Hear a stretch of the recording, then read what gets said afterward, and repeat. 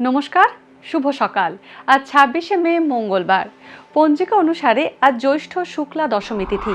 মকর, কুম্ভ ও মীন রাশির জাতকদের ভাগ্যে আজ কি আছে জেনে নিন। মকর রাশি, আজ ভালো চাকরি পেতে পারেন মকর রাশির জাতকরা। কর্মক্ষেত্রে বিরোধীরা আপনার সুনাম হানির চেষ্টা করবে। প্রতিযোগিতামূলক পরীক্ষায় সাফল্য পেতে পারেন। রাজনীতির সঙ্গে যুক্ত ব্যক্তিদের কর্মে অনীহা আসবে।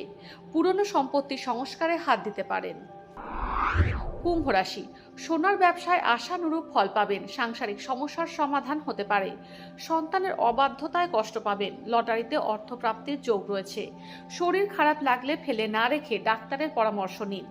ক্রীড়া জগতের সঙ্গে যুক্ত ব্যক্তিরা নতুন চাকরি পেতে পারেন। অভিজ্ঞ ব্যক্তির পরামর্শে ব্যবসায় উন্নতির আশা আছে। মীন রাশি, আজ অতিরিক্ত উচ্চাশা মনে না রাখাই ভালো। নিকট আত্মীয় বিয়োগের সম্ভাবনা রয়েছে। চিকিৎসায় ভুলভ্রান্তি হতে পারে। ফাটকা ব্যবসায় অর্থ লগ্নি করলে লাভের যোগ রয়েছে। কেউ ঈর্ষার বশে আপনার ক্ষতির চেষ্টা করতে পারে। সন্তানের উন্নতি দেখে আনন্দ পাবেন।